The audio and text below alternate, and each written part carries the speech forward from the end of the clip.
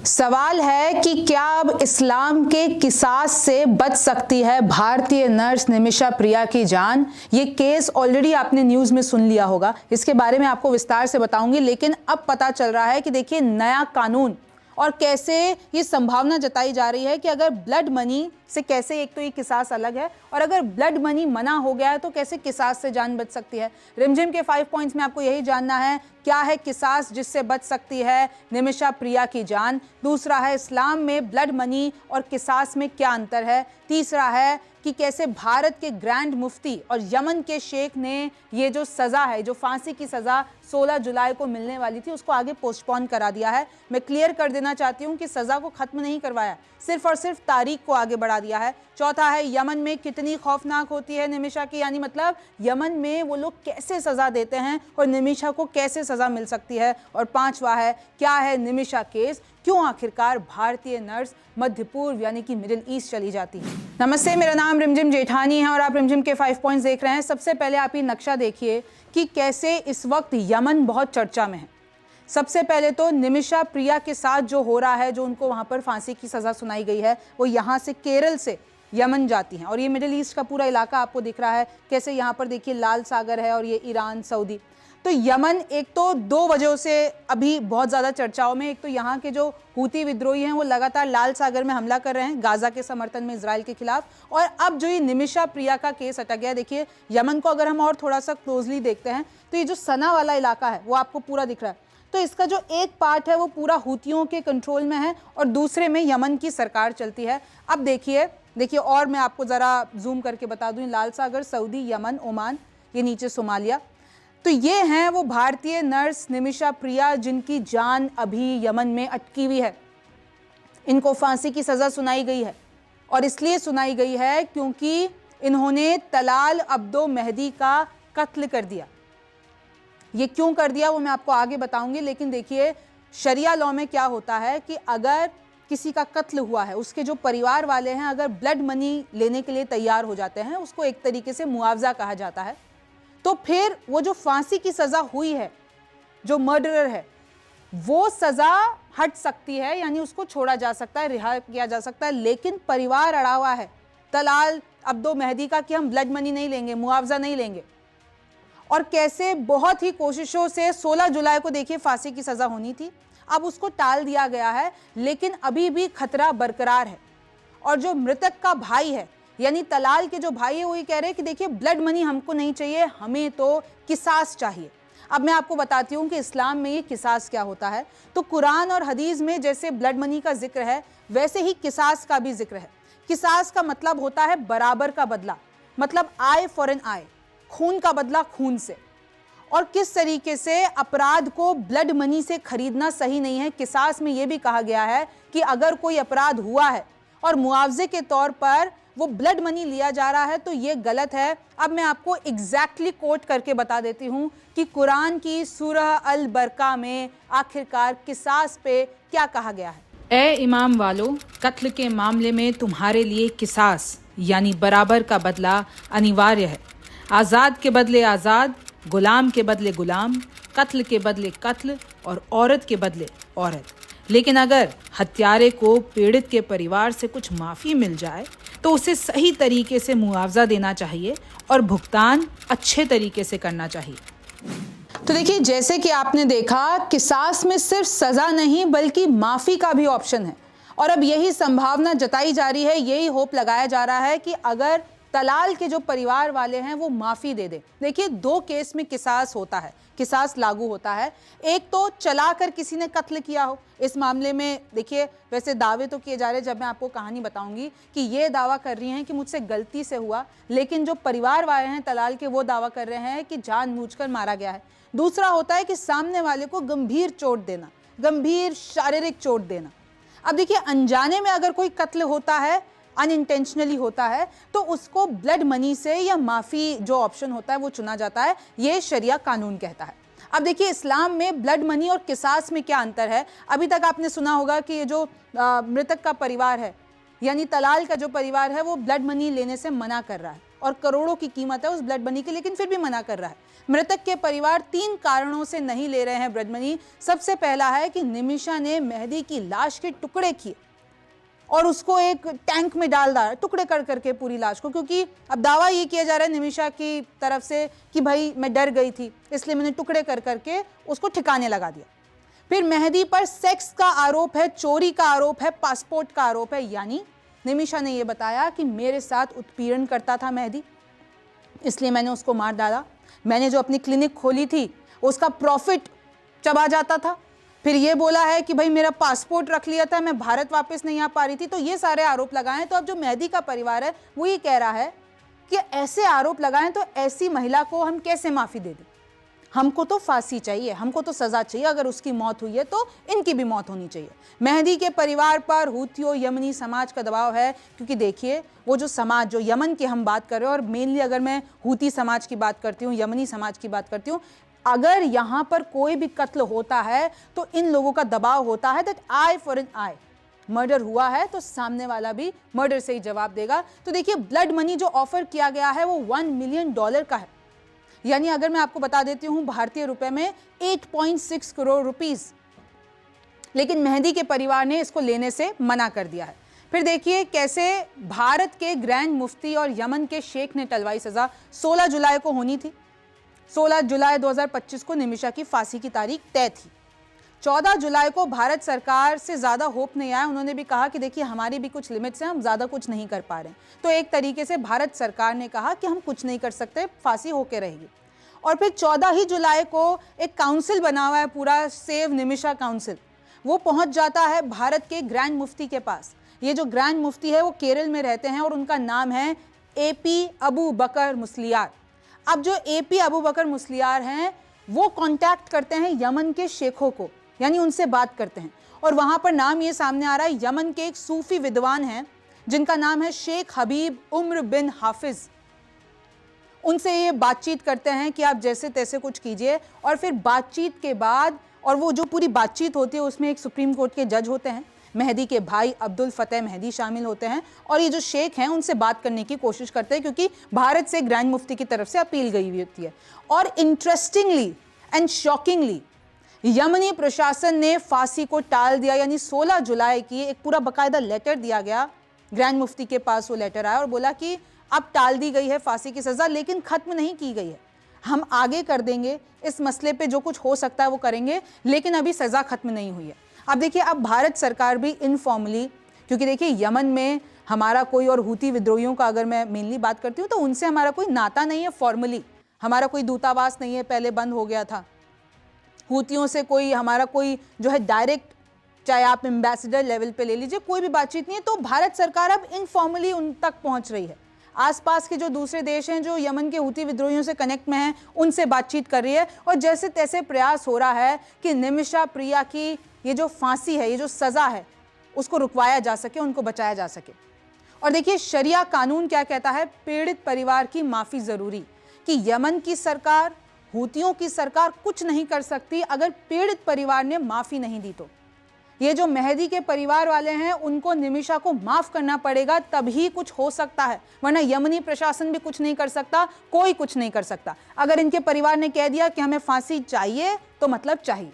अदालत फांसी टाल सकती है पर छोड़ नहीं सकती निमिषा को, यानी अभी जो ये तारीख पोस्टपोन हुई है उसमें अदालत का फैसला हुआ, ठीक है, बातचीत हुई, लेकिन सज़ा अब देखिए टालना 10 दिन भी हो सकता है, 1 साल भी हो सकता है। यमन में मैं आपको बता दूं, देखिए फांसी नहीं दी जाती है, टॉर्चर करके मौत दी जाती है। वहाँ के पहले तो अभी तक क्लियर नहीं किया है कि निमिषा को इन्हीं तरीकों से फांसी दी जाएगी या कैसे दी जाएगी, लेकिन यमन का इतिहास बता देती हूँ, यमन का कानून बता देती हूँ। यमन में किस तरीके से सज़ा सुनाई जाती है और किस तरीके से टॉर्चर किया जाता है।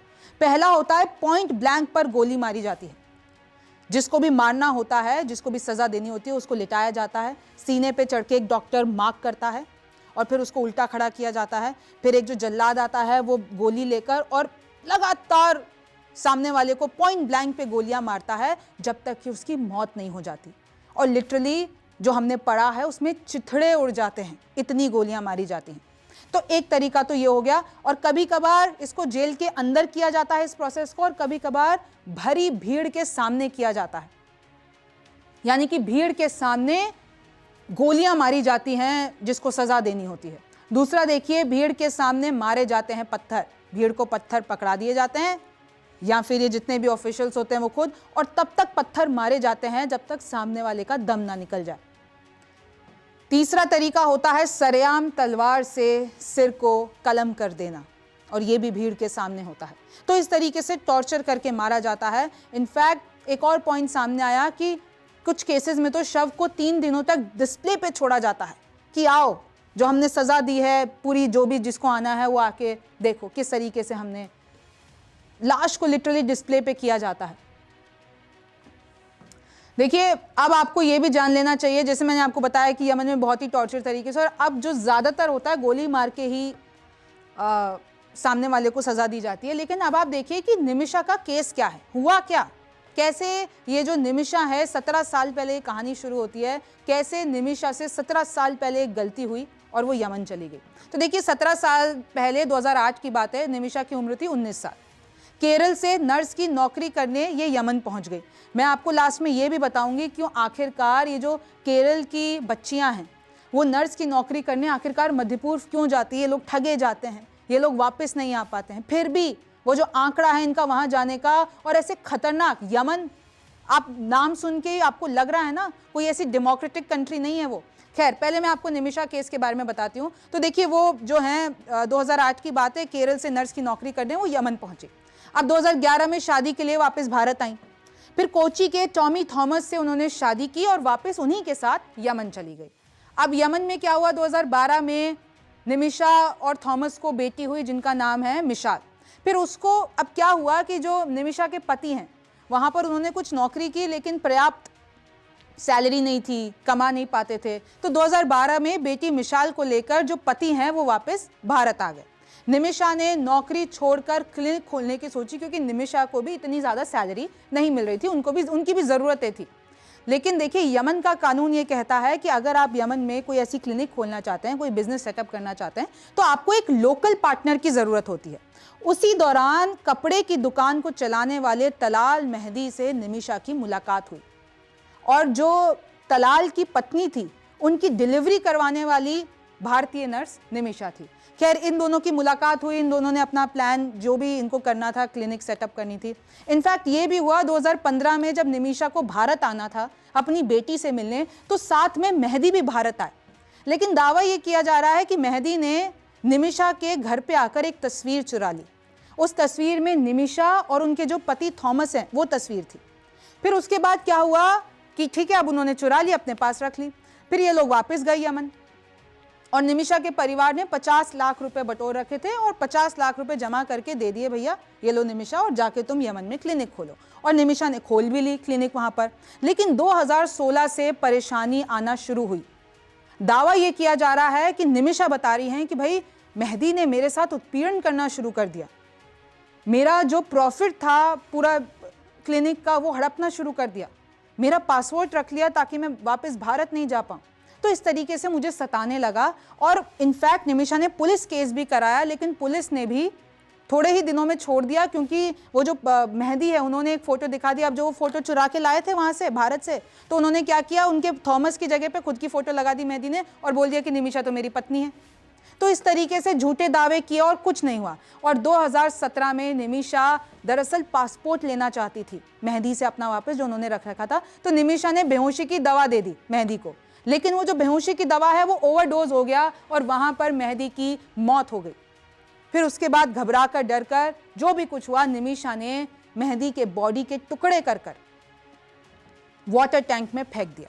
और जब ये मामला सामने आया तो निमिषा को गिरफ्तार किया गया 2020 में। 2020 के बाद निमिषा ने उधर जितनी भी हायर कोर्ट्स हैं वहाँ पे अपील की कि मुझे बख्श दो, लेकिन ऐसा कुछ नहीं हुआ। प्रेसिडेंट तक बात गई, और प्रेसिडेंट ने, यमन के जो प्रेसिडेंट है, 2024 में मंजूरी दे दी कि हम फांसी की सज़ा का ऐलान करते हैं। और 16 जुलाई वो तारीख 2025 जब ये फांसी की सज़ा मुकर्रर की गई। निमिषा की मां प्रेमा 2024 में भारतीय सरकार से परमिशन लेकर यमन पहुंची कि मुझे मेरी बच्ची से मिलना है, मुझे मेरी बच्ची को बचाना है। तो सोचिए कितना पुराना ये केस चल रहा है। और ये है वो कपड़े की दुकान को चलाने वाला मेहदी जिसकी मौत हो गई, जिसका मर्डर किया गया, और अब इसी के परिवार वाले चाहते हैं कि निमिषा को फांसी की सजा हो। और आप देख सकते हैं ये हैं वो ग्रैंड मुफ्ती जिन्होंने यहां से अपील की और यमन के शेखों से बात की और जैसे तैसे जो है सजा को टाला गया। और इनकी उम्र मैं बता देती हूँ 94 ईयर्स।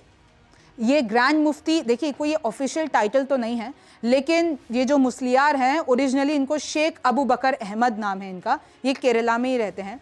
और मैं आपको बता दूं कि ये जो ग्रैंड मुफ्ती ऑफ इंडिया का इनको टाइटल मिला, दरअसल मुफ्ती जो होते हैं वो मुस्लिम स्कॉलर होते हैं जिनको लीगल जो जितने भी कायदे कानून होते हैं और मेनली ये जो शरिया लॉ होता है उसकी बहुत ज़्यादा जानकारी होती है। और आप जान रहे हैं कि देखिए अबू बकर जो है वो ऑल इंडिया सुन्नी जमियातुल उलमा, इन लोगों ने कन्फेयर किया ग्रैंड मुफ्ती ऑफ इंडिया इनको एक 2019 में रामलीला मैदान में पीस कॉन्फ्रेंस हुई थी। और ये ग्रैंड मुफ्ती वही हैं जिन्होंने CAA का अपोज किया, और ये ग्रैंड मुफ्ती वही हैं जिन्होंने बाबरी मस्जिद का जब फैसला आया था तो उसको वेलकम किया। इनफैक्ट उनकी प्राइम मिनिस्टर मोदी से भी मुलाकात हुई, होम मिनिस्टर अमित शाह से भी मुलाकात हुई, 2020 की बात है भाई। पहले उन्होंने CAA को अपोज किया और उसके बाद में जो भी चीज़ें हुई, जो भी सरकार से बात हुई, उसके बाद ये मान गए। अब देखिए जैसे कि मैं आपको बता रही थी किसास जिससे हमने शुरू किया था हमारा शो, वो जितना भी आप सऊदी अरेबिया देख लीजिए, ईरान देख लीजिए, पाकिस्तान, सुडान, यमन, अफगानिस्तान, यहाँ पर ये बहुत ज़्यादा प्रोमिनेंट है।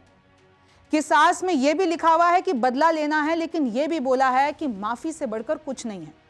अब निमिषा वाले केस में जो मृतक का परिवार है वो किसास में बदला चाहता है, माफ़ी नहीं देना चाहता, या फिर ब्लड मनी को इस्लाम में दिया कहते हैं और वो ब्लड मनी लेने के लिए भी तैयार नहीं है। अब आगे क्या होगा ये तो वक्त बताएगा, लेकिन मैं आपको एट लास्ट ये बता देना चाहती हूँ कि कैसे 17 साल पहले निमिषा से एक गलती हुई। गलती ये हुई कि उन्होंने यमन जाना चुना, भारत को छोड़कर यमन जाना इसलिए चुना। और आपको पता है कि कितने लोग, कितनी नर्सेज वहाँ पर जाती हैं मिडिल ईस्ट में। होता यह है कि यहाँ के जो इंडियन हॉस्पिटल्स हैं वो नर्स को इतनी सैलरी देते नहीं हैं, और जो ये यमन टाइप के देश हैं जहाँ पर देखिए डेमोक्रेसी तो बिल्कुल नहीं है, लेकिन वहाँ पे मेडिकल फील्ड में बहुत ज़रूरत है, नर्सेज की बहुत ज़रूरत है, और जो यहाँ पे मिलता है वहाँ की सैलरी वहाँ से डबल चौपल होती है। तो वो सैलरी के लिए वो लोग वहाँ पे चले जाते हैं। इनफैक्ट यहाँ पर केरल में, साउथ में कुछ फेक एजेंट्स हैं जो इनको बोलते हैं कि चलो अभी तो यमन ले चलते हैं, फिर तुम्हारा आगे US, UK, कनाडा का करवा देंगे मामला, लेकिन कुछ वक्त फिलहाल थोड़ा सा ट्रेनिंग पीरियड के लिए चलो तुम्हें यमन ले चलते हैं। लैक ऑफ अवेयरनेस है, पॉवर्टी से बचने के लिए ये लोग वहाँ पे जाते हैं और वहाँ पे इनका पासपोर्ट सीज हो जाता है, वहाँ पर इन लोगों को परेशानी का सामना करना पड़ता है। और देखिए कैसे ये एक केस नहीं है, बहुत सी केसेस वहाँ पर रिस्क है किडनैपिंग का, अब्यूज़ का, डेथ का, क्योंकि कोई डेमोक्रेसी तो है नहीं। पासपोर्ट सीज कर लिए जाते हैं, इनको एक्सप्लॉइट किया जाता है, कैसे कैसे काम कराया जाता है, और कैसे ये जो पूरा नेक्सस है वो अभी तक भी चल रहा है। इनफैक्ट गार्डियन की एक खबर ये बताती है, एक रिपोर्ट ये बताती है कि भारत ऐसा टॉप कंट्री है जो कि अपनी नर्सेस को, जो मेडिकल केयर में जो लोग हैं उनको बाहर भेजता है। वर्ल्ड हेल्थ ऑर्गेनाइजेशन बताती है कि नर्सेस का जो ग्लोबल शॉर्टेज है वो 4.5 मिलियन है 2030 का, और कैसे मिडिल ईस्ट कंट्रीज में सबसे ज़्यादा इन हेल्थ सिस्टम्स में और मेडिकल फील्ड में सबसे ज़्यादा ज़रूरत है। इनफैक्ट एक आंकड़ा सामने आया है कि भारत की 6,40,000 भारतीय नर्सेज कहाँ काम करती हैं, अब्रॉड काम करती हैं, और नर्सेज, और ये नेक्सस अभी तक चला आ रहा है। ज़्यादातर को नौकरी गल्फ स्टेट्स में मिल जाती हैं, और कुछ ही होती हैं जो ऑस्ट्रेलिया, US, UK और कनाडा जा पाती हैं, और ये नेक्सस अभी तक भी चल रहा है। अब सवाल यही है कि इस नेक्सस पे कब रोक लगेगी, क्योंकि देखिए फिर ऐसे ही केस, निमिषा प्रिया जैसे केस सामने आते हैं। अब इस पे आगे क्या होगा ये तो वक्त बताएगा। क्या निमिषा प्रिया की फांसी रुकेगी या फिर नहीं, ये भी वक्त बताएगा। आप रिमझिम के 5 पॉइंट्स देख रहे थे, मेरा नाम रिमझिम जेठानी है, आपसे फिर मुलाकात होगी।